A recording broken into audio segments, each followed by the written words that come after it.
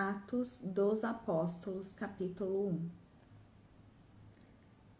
Em meu livro anterior, Teófilo, escrevi a respeito de tudo o que Jesus começou a fazer e a ensinar, até o dia em que foi elevado aos céus. Depois de ter dado instruções por meio do Espírito Santo aos apóstolos que havia escolhido. Depois do seu sofrimento, Jesus apresentou-se a eles e deu-lhes muitas provas indiscutíveis de que estava vivo. Apareceu-lhes por um período de 40 dias, falando-lhes acerca do reino de Deus. Certa ocasião, enquanto comia com eles, deu-lhes esta ordem: não saiam de Jerusalém, mas esperem pela promessa de meu Pai, da qual lhes falei. Pois João batizou com água, mas dentro de poucos dias vocês serão batizados com o Espírito Santo. Então, os que estavam reunidos lhe perguntaram: Senhor, é neste tempo que vais restaurar o reino de Israel?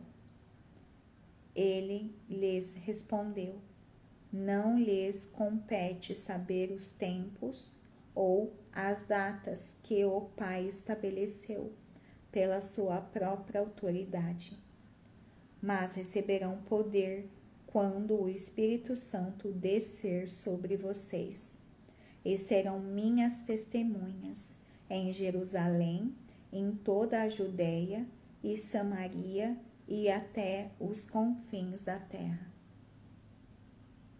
Tendo dito isso, foi elevado às alturas, enquanto eles olhavam, e uma nuvem o encobriu da vista deles, e eles ficaram com os olhos fixos no céu, enquanto ele subia.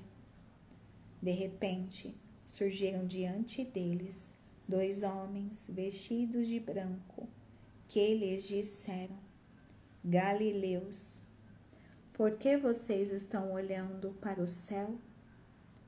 Este mesmo Jesus que dentre vocês foi elevado aos céus, voltará da mesma forma como o viram subir. Então, eles voltaram para Jerusalém, vindo do monte chamado das Oliveiras, que fica perto da cidade, cerca de 1 quilômetro. Quando chegaram, subiram ao aposento onde estavam hospedados. Achavam-se presentes Pedro, João, Tiago e André, Filipe, Tomé, Bartolomeu e Mateus, Tiago, filho de Alfeu, Simão, o Zelote, e Judas, filho de Tiago.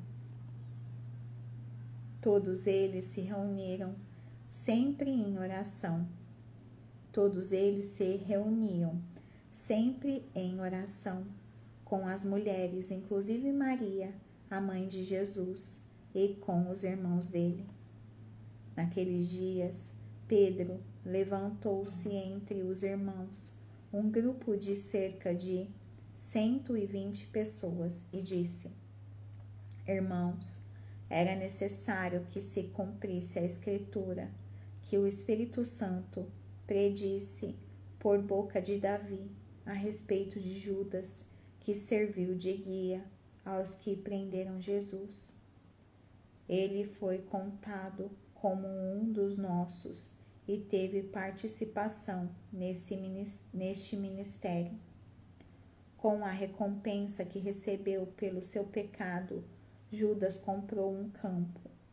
Ali caiu de cabeça, seu corpo partiu-se ao meio e as suas vísceras se derramaram. Todos em Jerusalém ficaram sabendo disso, de modo que, na língua deles, esse campo passou a chamar-se Aceldama, isto é, campo de sangue.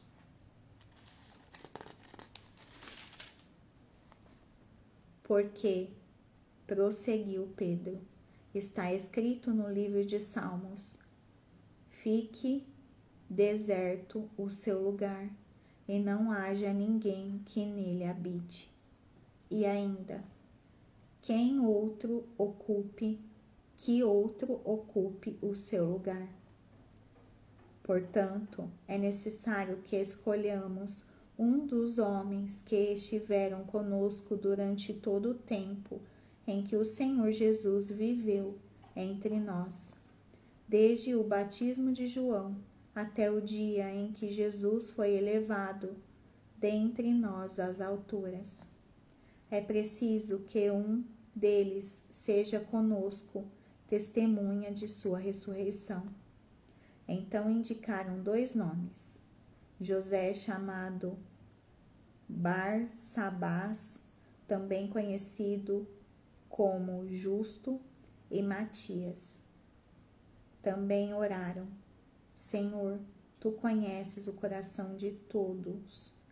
Mostra-nos qual destes 2 tens escolhido para assumir este ministério apostólico que Judas abandonou, indo para o lugar que lhe era devido.